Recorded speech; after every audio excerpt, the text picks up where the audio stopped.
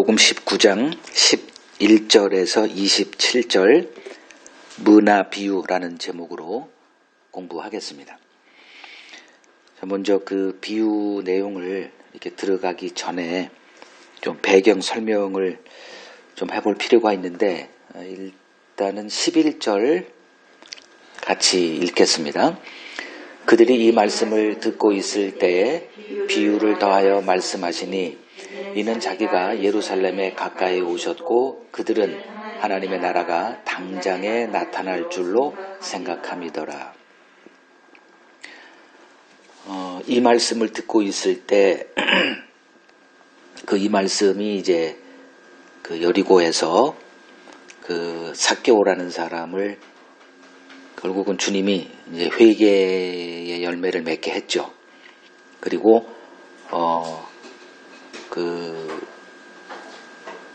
오늘 구원이 이 집에 이르렀다. 그리고 이 사람도 아브라함의 자손이다. 인자가 온 것은 잃어버린 자를 찾아 구원하려 합니다. 이제 이 말을 이제 제자들이 듣고 있을 때 이제 한 비유를 더 이렇게 말씀을 하신 게 문화 비유예요. 그러니까 지금 장소는 여리고를 통과하고 있는 거죠. 그러니까 갈릴리에서 쭉 이제 예루살렘으로 가시는 거예요. 마지막 여정입니다. 물론 누가복음에서는 예루살렘을 가는 그 방문한 게 이번밖에 없도록 이렇게 편집을 해서 누가복음 버전으로 좀 이해를 하죠. 그래서 지금 쭉 그 사마리아 지역을 통과하고 여리고까지 이제 도착을 해서 그 여리고에서 이 삭개오란 사람을 구원시킨 후에 그에게 뭐라고 얘기를 이렇게 하면서 다 제자들 듣게 한 거죠. 그리고 제자들이 그 말씀을 듣고 있을 때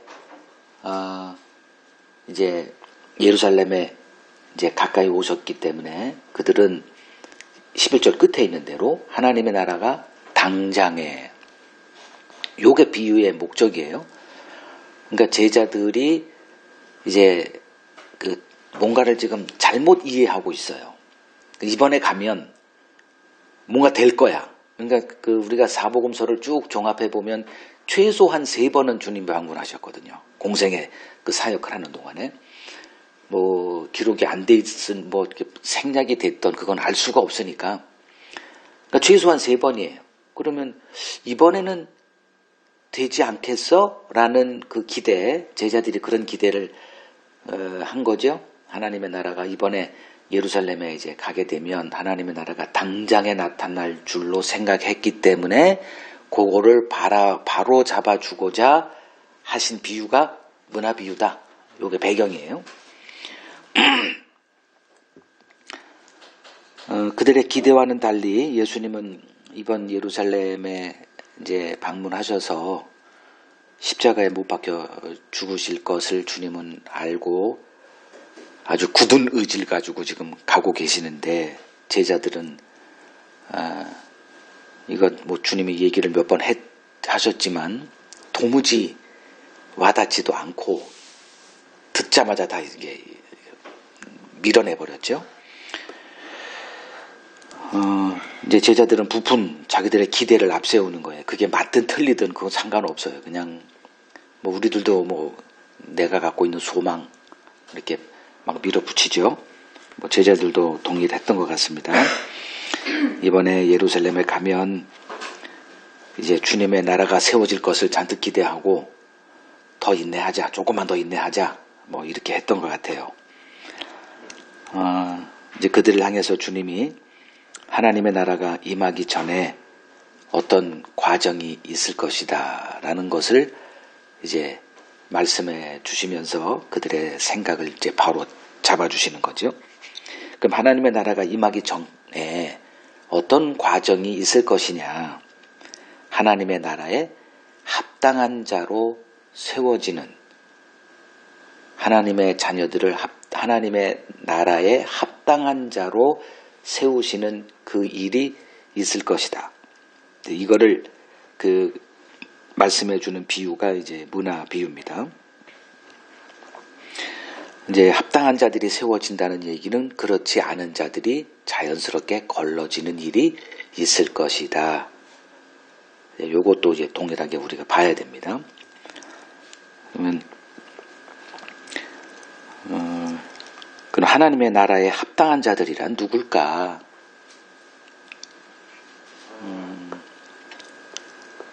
연역법식으로 먼저 말씀을 드리면 하나님의 나라에 합당한 자들이란 예수님을 왕으로 영접하여 그분의 말씀을 듣고 그분의 말씀에만 순종하는 자들. 이걸 또 설명을 할 거예요. 이 문화 비유 쭉 보면서. 그리고 합당하지 않은 자들이 자연스럽게 이렇게 드러나게 될 것이고 그들이 이제 걸러지는 일이 있을 것이다. 이게 하나님의 나라가 온전히 세워지기 전까지 이 땅에서 진행될 그 과정, 그거를 이제 문화 비유를 통해서 말씀을 하고 있는데 합당하지 않은 자들이 누구냐? 여기 14절, 27절 두 군데가 이렇게 정확하게 기록이 되어 있어요. 14절하고 27절, 뭐 같은 내용이니까 14절을 보면 우리는 이 사람이 우리의 왕됨을 원치 않습니다. 그럼 이거 뒤집어 놓으면 딴 사람들, 합당한 자들은 예수가 우리의 왕입니다 하는 자들이에요. 그거를 이제 우리가 살펴볼 겁니다. 자, 비유 내용을 보죠. 비유 내용이 12절에서 27절입니다. 어떤 귀한 사람이, 여기는 이제 귀인이라 그랬죠. 12절에. 어떤 귀인이, 신분이 귀한 사람이에요. 귀인이 왕위를 받아가지고 오려고 먼 나라로 갈 때, 그러니까 타국으로 가기 전에 이제 10명의 종을 불러요. 그리고 각자 은화 한 문화씩을 이제 주면서 장사하라. 이제 내가 돌아올 때까지 장사하라. 이렇게 명령을 내립니다. 한 문화, 은화 한 문화라는 것은 오늘날 가치로 하면 한 500만 원 정도 가치다 이렇게 보시면 됩니다. 그거 가지고 장사하라고 이제 얘기를 했어요. 근데 14절에 보니까 그곳 백성들이 그를 미워했다 이렇게 되어 있습니다. 그리고 사자를 뒤로 보내 우리는 이 사람이 우리의 왕됨을 원하지 아니합니다.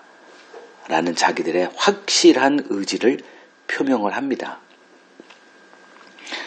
그리고 이제 15절에 보니까 때가 돼서 그 귀인이 왕권을 갖고 돌아옵니다.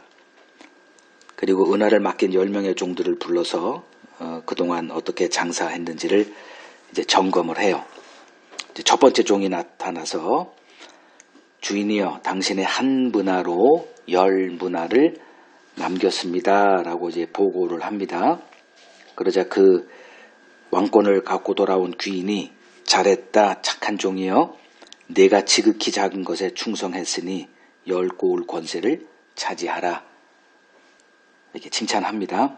그러니까 두 번째 종 역시 한 문화를 갖고 5문화를 남겼다라고 하자 이제 귀인으로부터 5고을을 이제 차지하게 됩니다. 그 다음에 이제 한 종이 이제 등장을 해서 주인이여 보소서 당신의 한 문화가 여기 있나이다. 내가 수건으로 잘 싸서 이렇게 보관했습니다. 이는 그러니까 장사하지 않은 이유는 당신이 엄한 사람인 것을 내가 무서워함이라. 당신은 두지 않은 것을 취하고 심지 않은 것을 거두나이다. 이렇게 말을 합니다. 그러니까 이 종이 장사하지 않고 문화를 수건에 잘 싸서 이렇게 보관하고 있었던 이유는 행여 장사해서 잘못해가지고 손해를 보고 그 본전도 다 잊어버리게 됐을 때 그 주인에게 엄한 벌 받을 것을 이제 두려워했기 때문이다. 알 수 있죠. 그러자 주인이 그를 향해서 악한 종아 내가 네 말로 너를 심판하노니 너는 내가 두지 않은 것을 취하고 심지 않은 것을 거두는 엄한 사람인 줄로 알았느냐? 주인을 그렇게 알고 있었다면 그 한 문화를 은행에 맡겨서 이자와 함께 돈을 내놓는 것이 옳았다고 하면서 곁에 있는 자들에게 그의 한 문화를 빼앗아 10문화 있는 자에게 주라고 명하십니다. 그러자 그들이 주여 그에게 이미 10문화가 있나이다 이렇게 말하자 주인은 무릇 있는 자는 받겠고 없는 자는 그 있는 것도 빼앗기리라 라는 말로 이제 답을 합니다. 그리고 자신이 왕됨을 원치 않았던 자들을 원수들이라고 얘기하면서 끌어다가 죽이라고 이제 명을 합니다. 이게 문화 비유의 내용입니다. 이제 이것을 해석하면서 이 비유 속에 담겨 있는 의미가 무엇인지 배우도록 하겠습니다. 총 3파트로 볼게요. 14절. 그런데 그 백성이 그를 미워하여 사자를 뒤로 보내어 이르되 우리는 이 사람이 우리의 왕됨을 원하지 아니하나이다. 그것을 이 귀인이 왕권을 가지러 먼 타국 갈 때 그 타국에 이 사람들이 먼저 사신을 보내서 우리는 이 사람이 우리의 왕됨을 원치 않습니다. 아주 확실하게 자신들의 입장을 이렇게 표명한 거죠. 무슨 사건이죠? 이게 뭔 얘기를 하는 거예요? 십자가 사건을 얘기하죠. 표명을 한 거예요. 우리는 이 예수를 왕으로 도저히 인정할 수가 없습니다. 이게 십자가 사건이에요. 자, 예수님은 구약에 약속된 메시아였습니다. 그런데 그 유대인들은 그 예수를 메시아로 인정하지 않았죠. 그 유대인들 그들이 기대했던 그 메시아 즉 그들의 왕으로 오실 자는 다윗 왕국을 재건할 왕이었어요. 그리고 그 왕국의 주인공, 그래서 그 왕국의 시민권자가 될 사람들, 그 왕국을 기업으로 받을 그 주인공들은 하나님의 말씀대로 경건하게 살았던 자들이어야 했습니다. 근데 예수님은 그 나라의 주인공들, 즉 그 나라를 유업으로 받을 자들이 세리와 죄인같이 경건한 삶과는 전혀 상관없는 자들이 될 것이다. 이걸 꾸준하게 선포를 하시고 주장을 하셨습니다. 그러니까 메시아 왕국이 임하면 자기와 같은 의인들이 이제 대접받을 것을 기대했는데 예수는 전혀 엉뚱한 얘기를 한 거죠. 그 예수의 한마디 한마디가 자신들을 굉장한 모든 것들이 다 부정되는 거예요. 여태까지 자신들이 살았던 모든 것들이 다 부정되는, 참을 수가 없죠. 그래서 분노하면서 예수를 십자가에 못 박아 죽이게 됩니다. 자, 이들이 몰랐던 게 뭐냐면 그 인간의 의가 하나님 앞에 더러운 옷에 불과하다는 것을 알지 못했던 자들입니다. 인간의 선이 하나님께도 선인 줄로 착각하고 있었던 자들입니다. 그러니까 하나님의 나라가 세워지는 과정이 어떤 과정이냐, 바로 이러한 자들이 하나님의 나라에 자연스럽게 이렇게 걸러지는 일이 벌어질 것이다. 그러니까 우리가 이런 것을 정확하게 알고 있어야 됩니다. 성경에서 하나님이 지금 이 땅에서 하신 일이 무엇일까? 에덴 동산 밖에 쫓아낸 자들을 이제 그 중에서 어느 자들을 에덴 동산 안으로 다시 부르시는데 누가 걸러지고 누가 참여하게 될 것인가? 그 기준이 무엇인가? 그것을 이 유대인들, 이스라엘을 대상으로 하나님이 뭔가를 하시는데 거기에서 이러한 정확한 일들을 우리가 분별할 수 있어야 됩니다. 근데 유대인들은 배우지 못했죠. 자, 그 다음에 15절에서 27절 내용입니다. 그러니까 왕권을 받으러 타국으로 갈 때 10명의 종들을 불러서 그 한 분 하나씩 나눠주고 장사해라. 그리고 돌아와서 회의계를 하죠. 결사를 합니다. 그게 이제 과정이에요. 그 과정 속에서 10명이 등장을 해요. 근데 이제 결산할 때는 딱 3명만 가지고도 충분하니까 10명 다 할 필요도 없죠. 그래서 그 3명만 갖고 이렇게 분리가 됩니다. 그러니까 이 지상에 그 세워질 교회에 그 두 종류의 사람이 공존하게 될 것을 보여줍니다. 이거는 이미 주님께서 마태복음 13장의 그 비유장이라 그러죠. 마태복음 13장에 7개 비유가 등장하는데 그 중에 마태복음 10장 24절에 보니까 이제 그 가라지 비유가 나옵니다. 그 천국은 좋은 씨를 제 밭에 뿌린 사람과 같은데 사람들이 잘 때 원수가 나와서 곡식 가운데 가라지를 덧뿌리고 갔대요. 그러니까 교회, 하나님의 교회에 이제 하나님의 그 말씀의 씨앗이 열매가 맺어서 알곡들이 있는데 또 원수가, 즉 사탄이 거기에 또 다른 씨앗을 뿌려서 비슷한 가라지, 알곡과 가라지가 비슷하잖아요. 곡식. 이렇게 같이 공존하게 이제 했다는 겁니다. 그리고 이제 그걸 듣던 제자들이 그럼 뽑아버려야죠. 그러니까 뽑지 말라 그랬죠. 왜냐하면 우리는 겉만 보고 할 수밖에 없는 자들이기 때문에 뭐 뽑아봤자 가라지를 뽑는 게 아니라 우리는 알곡을 뽑을 사람들이에요. 그래서 내버려 둬라. 마지막에 천사가 그 일을 할 것이고 알고나 있어라. 이렇게 얘기를 한 거죠. 지금도 이제 그 문화를 나눠 받은 각자가 한 문화씩 받아가지고 장사를 해야 되는 사람들 가운데 이렇게 두 종류의 사람들이 이제 있게 됩니다. 어떤 사람들이냐? 그러니까 예수님께 쓰임받는 일을 영광과 기쁨으로 여기는 착하고 충성된 자들 한 부류가 있고요. 그리고 또 한 부류는 겉으로는 주의 일에 참여하는 것 같아요. 왜냐하면 한 문화를 받았거든. 근데 그 문화를 잘 보관하고 있어요. 그러니까 문화를 갖고는 있어. 받았어요. 근데 그걸 어떻게 하느냐가 이제 문제인데, 그러니까 겉으로는 주의 일에 참여하지만 실제는 자신의 이득을 위해서 하는 악하고 게으른 또 다른 부류의 그 사람들이 있더라. 이 두 종류예요. 그래서 하나님의 나라가 세워지는 과정 속에서 이 분리가 이렇게 자연스럽게 되어지더라. 예, 이런 겁니다. 자, 그러면 착한 종을 보죠. 착한 종 15절에서 19절. 그러니까 왕위를 받아가지고 와서 그 종들이 어떻게 장사했는지를 알고자 그들을 불러요. 그 첫 번째 사람이 나옵니다.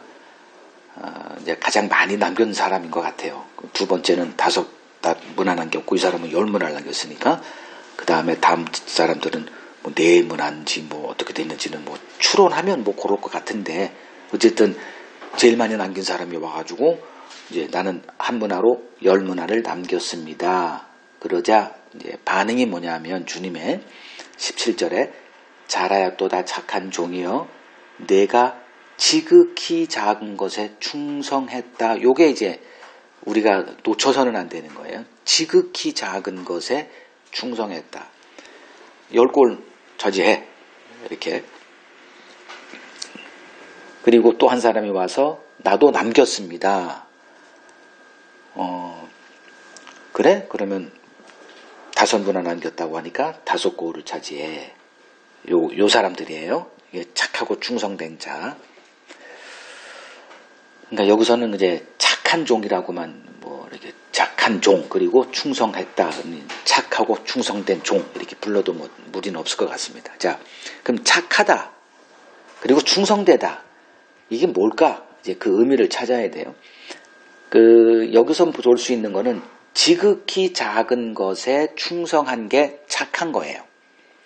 지극히 작은 것이라고 한다면 이렇게 이제 해석을 해야 돼요. 뭐 별 볼 일 없다. 뭐 그런 게 아니라 물론 이 세상에 이렇게 볼 때 그렇게 표현해도 상관은 없을 것 같아요. 그런 일을 뭐 지금 우리 옆방에 있는 저 사람들이 우리를 보면서 할 때도 아우 참 이상해 할 수 있죠. 왜 이렇게 실이 없는 일을 할까? 그럼 나라가 발전되는 좀 경제 활동이나 좀 하든가, 뭐 이런 일이나 하냐 할 수도 있어요. 근데 그 성경을 자세히 들여다보면 지극히 작은 것이라는 것은 이것을 하게 될 때 그 사람에게는 손해밖에 없는 일, 요런 뜻입니다. 그거에 네가 충성했다. 그러면 왜 충성을 했을까가 이제 우리가 답을 찾아야 돼요. 그래야 이 악한 종의 실체가 드러납니다.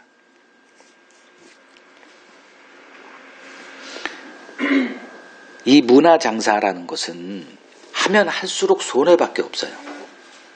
우리가 지금까지 쭉 살폈지만 문화장수라는 것은 결국은 입술로 하는 장사예요. 증언하는 겁니다. 복음을 전파하는 일이에요. 그리스도를 증언하는 자예요. 그러니까 입을 열면 열수록 손해만 찾아와요. 그럼에도 불구하고 그 지극히 작은 일에 충성했다? 뭔 일이 벌어졌길래, 도대체 어떤 일이 그들에게 벌어졌길래 이렇게 득이 안 되는, 자기가 이 일을 하면 할수록 손해만 되어지는 그 일에 이렇게 충성했을까가 이제 우리가 답을 내야 되는 거죠. 왜 충성했을까요? 그러니까 주님은 그랬잖아요. 너희가 나로 말미암아. 그러니까 내 일에 참여해서 그 일을 하게 될 때 그걸 나로 말미암아예요. 나로 말미암아 모든 민족에게 미움을 받게 될 것이다. 뭐 다른 구절들을 보면 죽임을 당하다 뭐 이렇게 돼 있어요. 그러니까 미움을 당하는 건 기본이고, 이 세상에서 어디 가서 이렇게 늘 미움의 대상이 되고 배척의 대상이 되고 악하다, 악한 자들이다, 우리에 속하지 않은 자들이다 이렇게 배척당하는 삶. 그럼에도 충성을 했다. 왜 그럴까요? 그 이유는 뭘까요? 이유는 딱 하나예요. 주님에게 받은 은혜 때문에 그래요. 그거 하나입니다, 이 사람들은.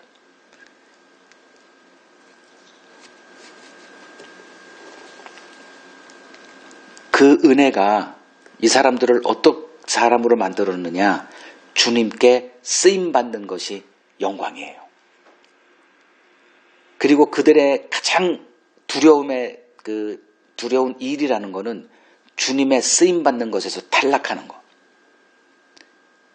이게 초대교회 신자들의 모습이에요.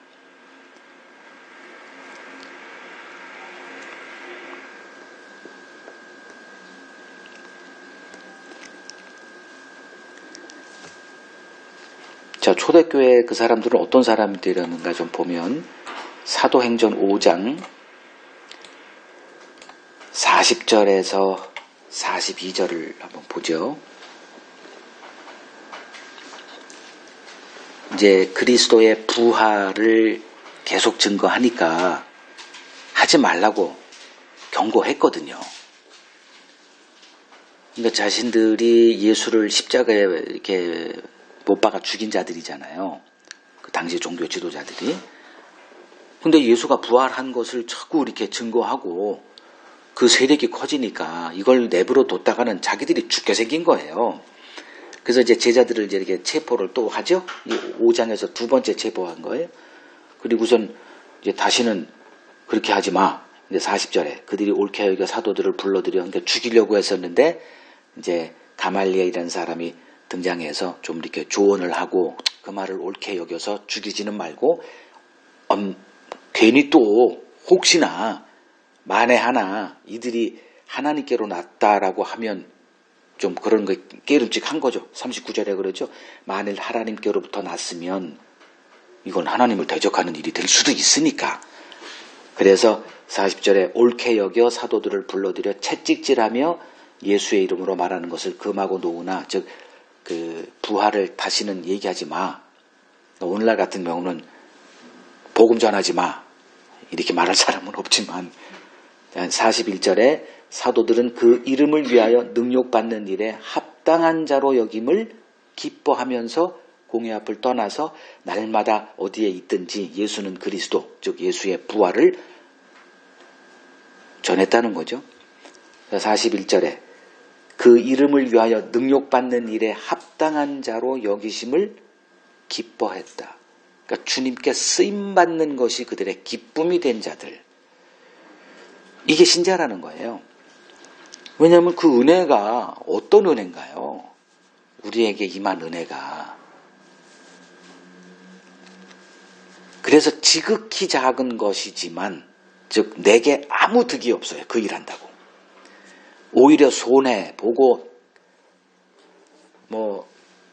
그 사도들이 그 사복음서에 기록되어 놓은, 그리고 서신서, 신약에 있는 서신서에서 복음을 받아들였다가 거의 상상을 초월한 박해와 고난에 참여했던 초대교회 신자들, 그 사람들이에요.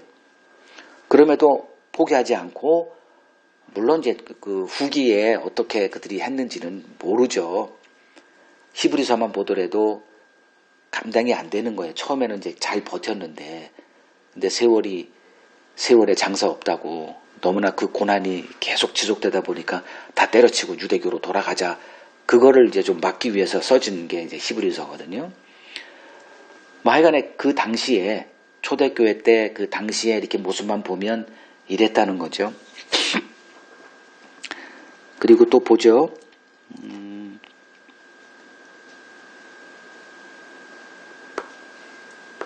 고린도전서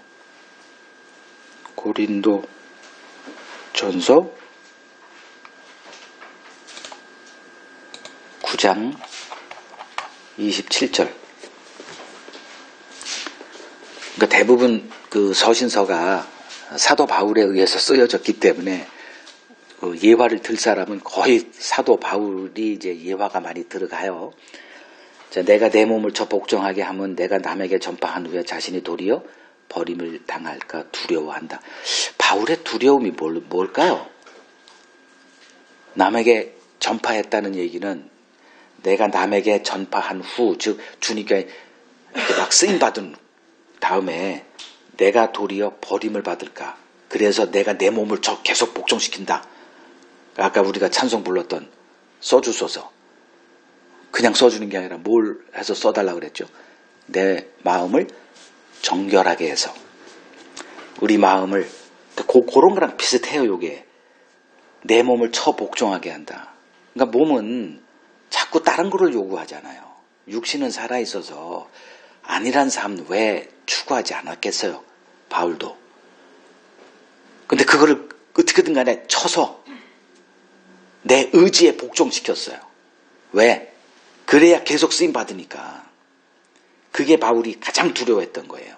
여기서 무슨 지옥 가는 게 문제겠어요. 그 사람이 복음을 몰랐던 사람도 아니고. 버림을 당할까, 즉 주님께 쓰임받는 것에서 탈락할까 봐 내가 두려워합니다. 우리의 생각과 달라요. 우리는 그만 요 정도면 됐잖아요. 도대체 그들에게 임한 은혜는 어떤 은혜고, 오늘날 우리들에게 임한 은혜는 어떤 은혜입니까? 다른 거예요? 믿음도 좀 21세기가 되니까 좀 21세기 버전의 믿음이 주어졌나요? 똑같은 거예요.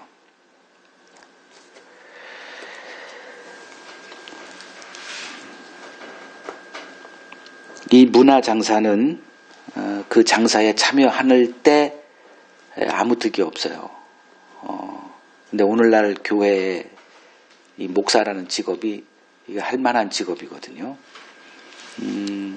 예전에 한 20몇 년 전만 해도 한국 직업 랭킹 2위로 올라갔던 적도 있다고 합니다. 목사라는 직업이.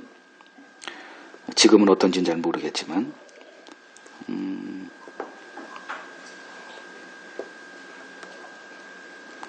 근데 이 문화 장사가 주님이 기뻐하는 일이었기 때문에 그거 하나예요. 주님이 그 일로 기뻐하시기 때문에 그 일에 충성을 이제 한 거죠. 이유는 딱 하나예요. 주의 긍휼을 맛보았던 자들이기 때문에 그렇습니다. 자, 은혜와 긍휼이라고 할 때 같다라고도 할 수 있지만 좀 분리해서 봐야 됩니다. 그러니까 다른 것도 은혜가 될 수 있기 때문에, 주의 긍휼을 맛보았기 때문에 그래요. 그러니까 오늘 계속 그 얘기가 나올 겁니다. 긍휼을 아는 자. 긍휼이 뭐예요? 불쌍히 여기는. 그러니까 우리들은 신자는 기본적으로 그런 마인드가 없어져면 안 되는 자들이에요. 우리의 싸움은 내가 긍휼히 여김을 받아야 되는 자의 그 자리를 지키려고 하는 그 싸움이 우리들의 싸움입니다. 다른 거 없어요. 그것만 알고 신앙생활하면 돼요. 이 사람들은 그걸 아는 거예요. 긍휼을 맛본 자들입니다.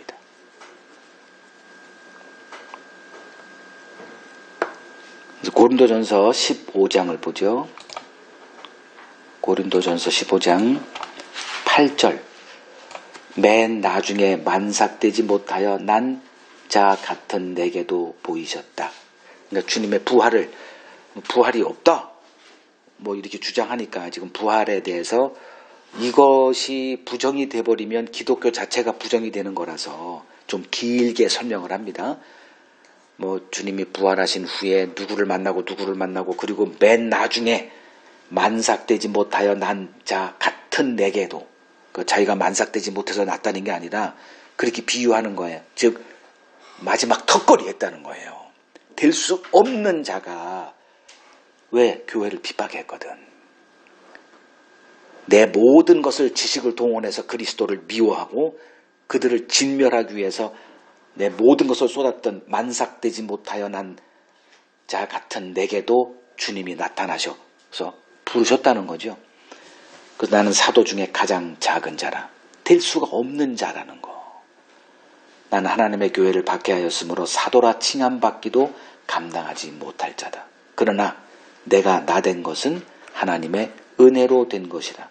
내게 주신 그의 은혜가 헛되지 아니하여 내가 모든 사도보다 더 많이 수고하였으나 내가 한 것이 아니요 오직 나와 함께 하신 하나님의 은혜다. 이런 고백들이 기록되어 있어요. 이걸 통해서 그들이 무슨 힘을 갖고 그런 충성됨을 보였을까? 아니 어떻게 그게 가능하대?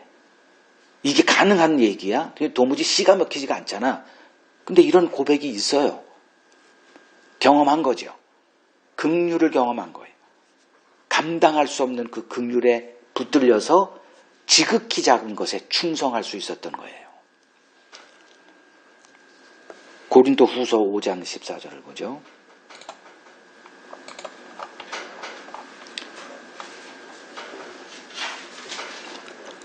13절 14절 보죠. 우리가 만일 미쳤어도 하나님을 위한 것이고 정신이 온전하여도 너희를 위한 것이니. 이렇게 정신 나간 사람들이 볼 때 저거 미쳤어. 이 소리 많이 들었거든요. 사도 바울은. 그렇게 하는 이유는 14절에 나오죠. 그리스도의 사랑이 우리를 강권한다. 아까 이 악한 종 있죠. 그 사람이 수건에 싸둔 이유가 뭐예요? 두려움 때문에 그래요. 근데 사도 바울은 두려움 때문에 한 게 아니에요. 뭐 때문에 했느냐? 사랑. 그리스도의 사랑. 이걸 긍휼로 다 뭐 같은 얘기니까. 그것이 자기를 끊임없이 그 지극히 작은 일에 충성하게끔 내몰았다는 겁니다. 빌립보서 1장 또 가죠. 빌립보서 1장 20절에서 21절. 이제 바울의 또 다른 고백이 나와요. 그러니까 이 고백이 얼마나 중요한 것인가. 나의 간절한 기대와 소망을 따라 아무 일에든지 부끄러워하지 아니하고 지금도 전과 같이 온전히 담대하여 살든지 죽든지 내 몸에서 그리스도가 존귀하게 되게 하려 하나니 이는 내게 사는 것이 그리스도니 죽는 것도 유익함이다.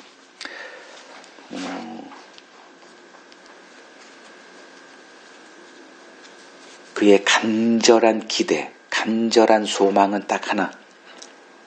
내 몸으로 그리스도가 존귀하게 여기는 일이 있다면 죽음도 불사하겠다. 이런 각오로 지극히 작은 것에 충성했다는 거죠.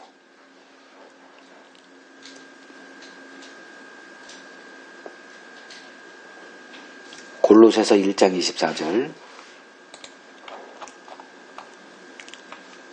이제 너희를 위하여 받는 괴로움을 기뻐하고 그리스도의 남은 고난을 그의 몸된 교회를 위하여 내 육체에 채우노라.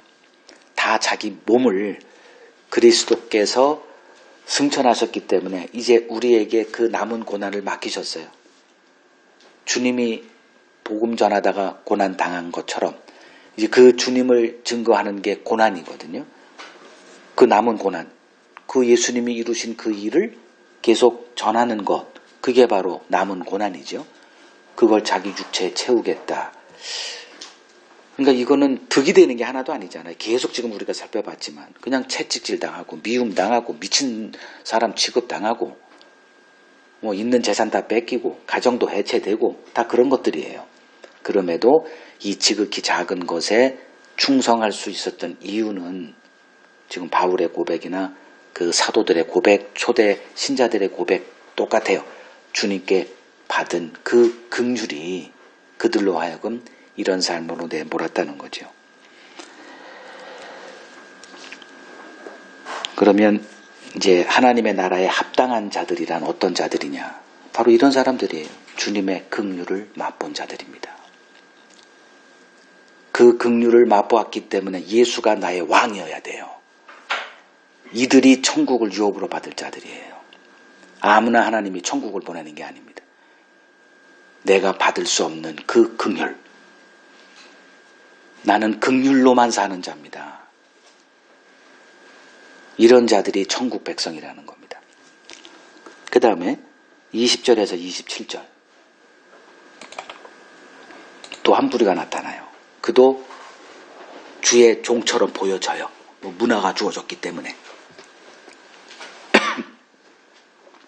자, 한 번쯤 이렇게 쑥 이렇게 스캔을 해보세요. 이 착한 종들과 이 악한 종의 차이점이 딱 겉으로 볼 때 어떻습니까? 뭔 것 같아요?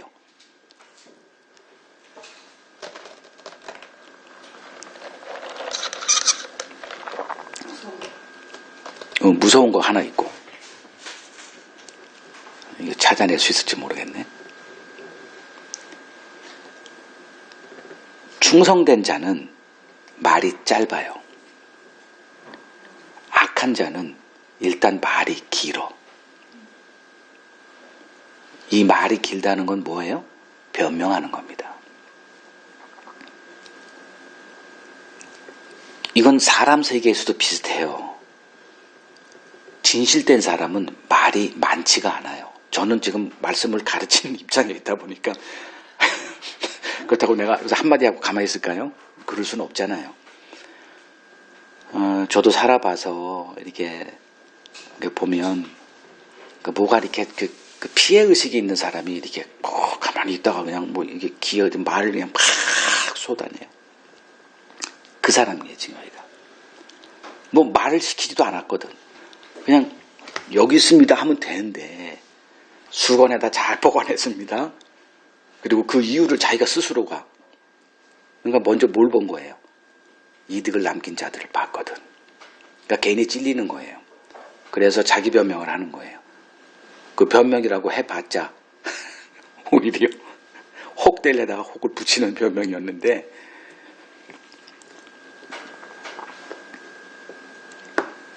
그는 애당초 문화로 장사할 생각이 없는 자입니다. 그거 해봤자 돌아오는 건 손해밖에 없다라는 것을 진작에 알아요. 그래서 싸두고 뭘 장사해? 다른 걸 갖고 장사하는 거예요. 오늘날 교회를 저는 이렇게 진단합니다. 복음은 기본적으로 사람들을 아주 불쾌하게 만들어요. 근데 오늘날 복음이라는 것은 너무나 환영을 받아요. 이것부터가 이상하다 이렇게 봐야 되는 거예요.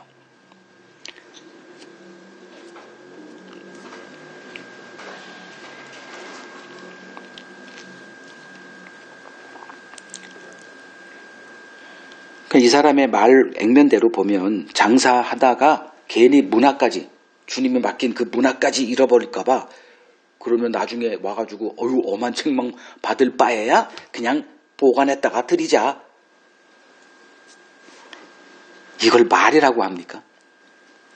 이 사람한테는 말이 되니까 이제 지금 뭐라도 해야 되니까 말을 꺼낸 건데, 그러니까 이 사람은 두려움이다. 한 구절 좀 보죠. 디모데 후서 1장 7절을 보면 하나님이 우리에게 주신 어떤 마음이 있대요. 그러니까 하나님을 만난 자들은 이 마음이 주어진다는 거예요. 하나님이 우리에게 주신 것은 두려워하는 마음이 아니래요. 오직 능력, 사랑, 절제하는 마음이래요. 요거 한번 여러분 한번 묵상을 해보세요. 능력이라는 게 뭘까? 하나님의 은혜를 받게 되면 능력이 나타납니다. 어떤 능력이냐? 그러니까 여기서 하는 이거랑 똑같아요. 지극히 작은 것, 이게 뭐냐면 손 대봤자, 입을 열어봤자 손에만 와요. 근데 그걸 인내하는 능력이 주어져요. 그리고 사랑, 그리고 절제, 이 모든 것들이 다 엮어서 주님께 쓰임받는 그 길로 계속 나아갑니다. 근데 이 사람은 두려움에 사로잡혀 있어요. 그러니까 이걸 잘 구분하라는 거예요. 교회에서 겉으로는 다 주를 충성하는 것 같아 보여요. 뭐가 됐든 그걸 갖다가 우리가 괜히 섣불로 이렇게 판단해서도 안 되고요. 그러나 이런 걸 통해서 내 마음을 이렇게 점검해 볼 수는 있잖아요. 지금 우리가 두려움 때문에 하는 건가? 아니면 아까 얘기했던 그 충성된 자, 사랑 때문에 그것에 붙들려서 이건 못 말리는 거예요. 그 은혜를 받으면 주님의 기쁨이 되고 싶어자 하는 그 마음이 솟구칩니다. 이거는 뭐 흉내내서 될 수 있는 게 아니에요. 근데 이 사람은 그런 게 없잖아요. 오로지 두려움, 뭐 인생이 다 두려움 속에 살아가죠. 뭐 직장생활 할 때도 어떤 거 실수하지 말아야지. 그냥 이런 아주 굉장히 좀 부정적이죠. 하나님을 섬기는 거는 두려움에서 섬기는 게 아니에요. 과거에는 이제 그럴 수가 있죠. 그러나 그리스도의 그 은혜를 아는 사람들은 이런 게 전혀 다르죠.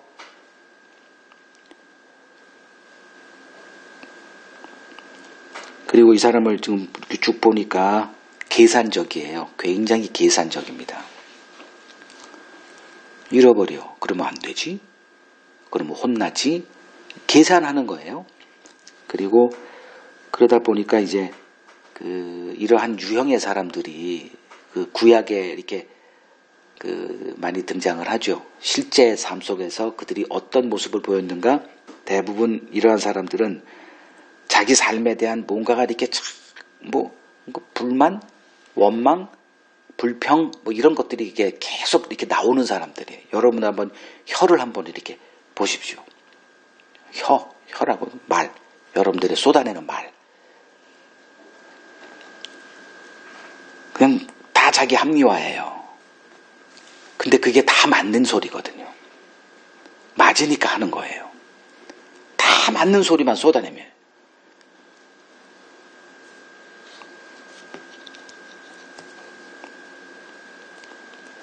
반면에 착한 종들은 말이 없어요. 왠 줄 아세요? 주님을 알고 있기 때문에 그래요. 알고 있으니까 변명이나 다른 얘기 할 필요가 없어요.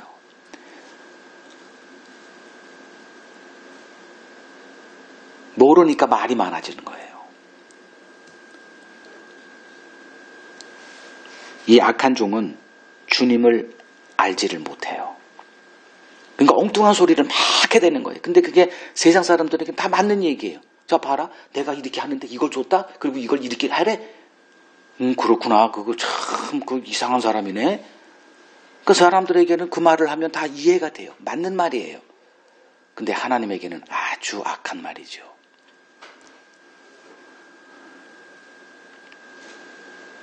이 종은 문화를 맡긴 그 주인의 그 마음을 읽을 생각도 없고요. 의도도 관심의 대상 밖이에요.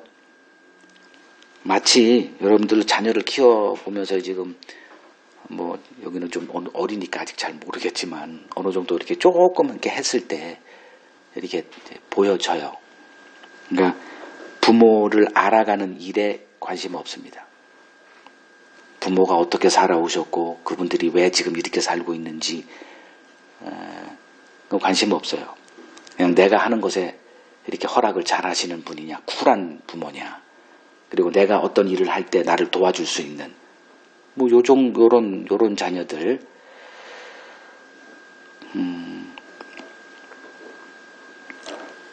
자, 민수기 13, 14장을 보면 이제 가데스에 도착해서 거기서 두 종류의 사람으로 다 갈라집니다.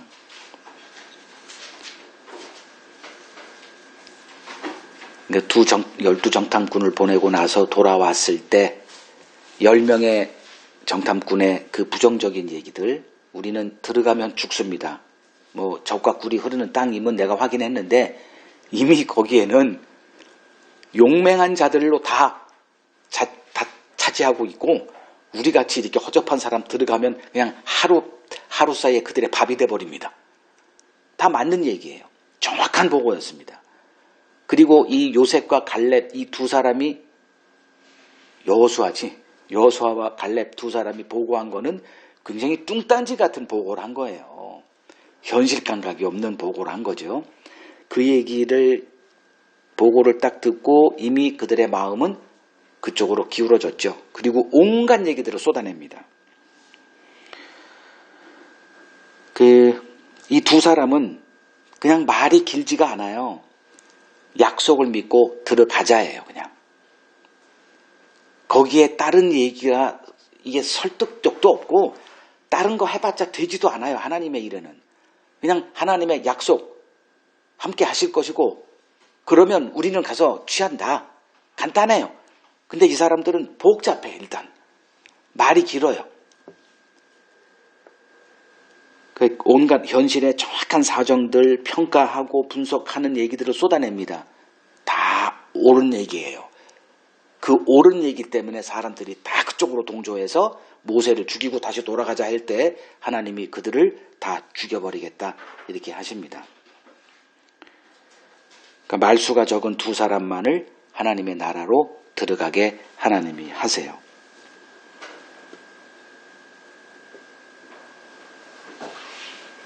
여러분들은 말이 많은 사람이에요. 적은 사람들이에요.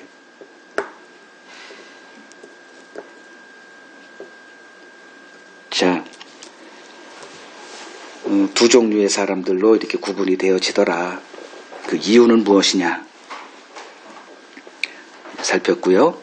이제 26절. 무릇 있는 자는 받겠고 없는 자는 있는 것도 빼앗기게 될 것이다. 이렇게 말씀을 하세요. 자, 있는 자와 없는 자가 있어요. 무엇이 있다는 거예요? 없는 자는 무엇이 없다는 걸까요?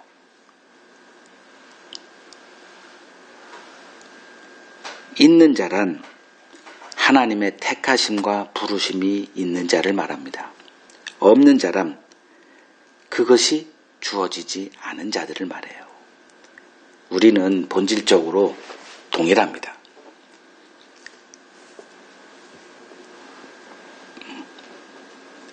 이 은혜가 있든 없든 우리는 똑같은 자들이에요. 근데 그것이 있기 때문에 다른 거예요. 결과물이 달라요. 자, 있는 자는 받겠다. 그러니까 있으니까 충성한 거죠. 그 지극히 작은 것에 충성해서 10골 얻은 자가 됐죠. 10문 안 남겼어요. 그 10골을 있는 자는 받겠고가 이렇게 되는 거예요. 자, 하나님이 창세전에 구분을 해놨어요. 그 참 받아들이기 쉽지 않은 내용이에요. 이건 누가 상상할 수가 없습니다.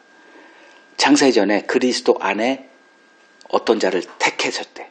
그게 바로 긍휼의 그릇이에요. 그들을 하나님이 찾아와서 그들을 세우세요. 그리고 그 긍휼의 그릇 되게 만드세요. 그래서 그 긍휼을 맛보았기 때문에 지극히 작은 것에 충성해요. 즉 주님의 기쁨이 되는 그것이 영광이고 기쁨인 자들로 세워집니다. 이들을 하나님이 하나님의 나라의 구성원으로 만들어 가세요. 요게 천국에 합당한 자들을 세워가는 그 과정을 설명하는 문화 비유예요. 있는 자이기 때문에 하나님이 그러한 자들로 만들어 가세요. 그 요한복음 17장 3절을 보면 영생의 정의를 해놨죠. 영생은 유일하신 참 하나님과 그가 보내신 자 예수 그리스도를 아는 것이니이다. 근데 그 아는 것이 그냥 학습해서 되는 것도 아니고 혈통으로 되는 것도 아니고 안 된대요. 유대인들이 1500년 동안 하나님을 섬긴다고 했지만 주님은 오셔서 너희들은 하나님을 모른다가 이렇게 선포하신 거예요. 하나님을 모른대. 너희들은 알지 못하는 자를 예배하고 있대요. 그러면 이 안다라는 것, 이것은 우리에게서 나오는 게 아니에요. 이 지식은. 우리는 지식은 열공하면 얻어지는 게 지식, 이 세상 지식입니다. 근데 하늘에 속한 이 지식은 주어지는 거예요. 그럼 누구에게 주어지더냐? 마태복음 13장 11절에 보니까 천국의 비밀을 아는 것이 너희에게는 허락되고 그들에게는 아니되. 그러니까 이 있는 자, 그들이 받게 되는 거예요. 없는 자는 있는 것도 빼앗기게 됩니다.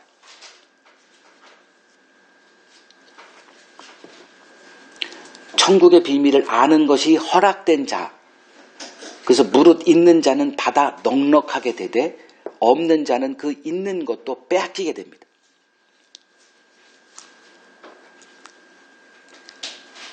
그래서 문화를 뺏은 거예요.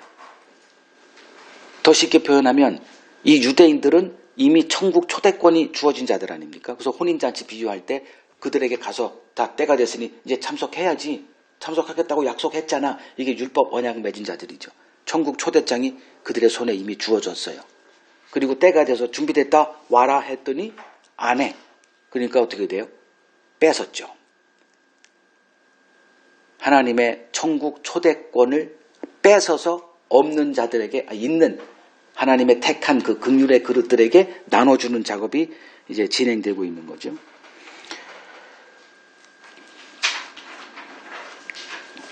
그 사도행전 1장 25절에서 26절 보죠.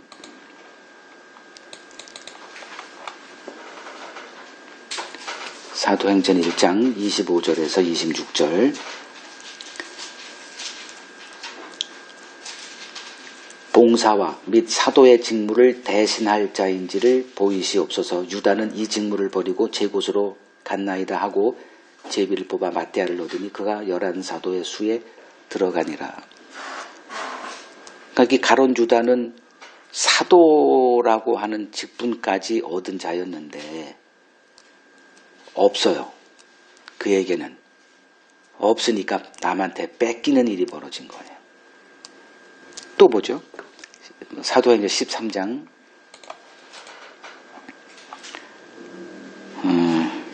21절에서 22절. 누가 뺏겨요?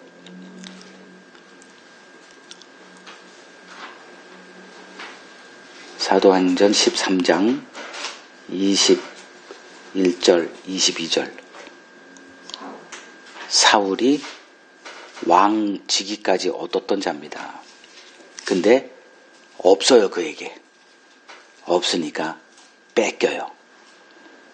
그리고 이세의 아들 다윗에게는 그게 있어요. 그에게 그게 주어지더라고요.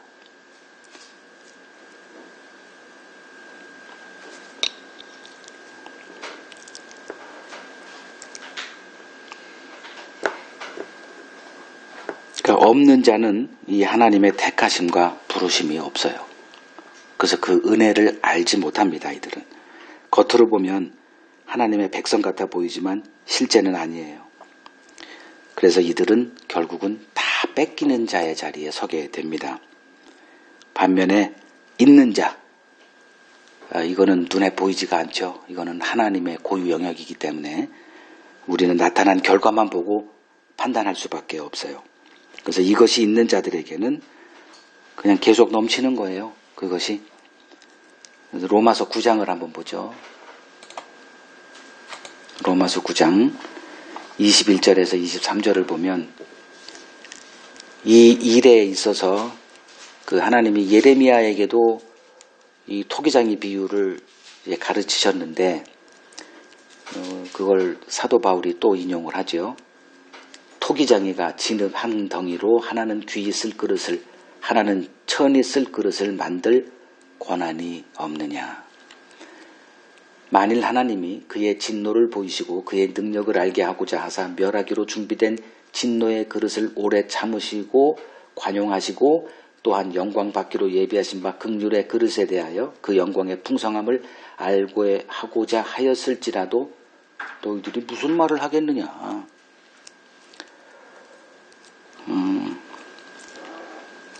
긍휼을 받을 그릇이 있고 진노를 받기로 특정된 그릇이 있다는 거예요.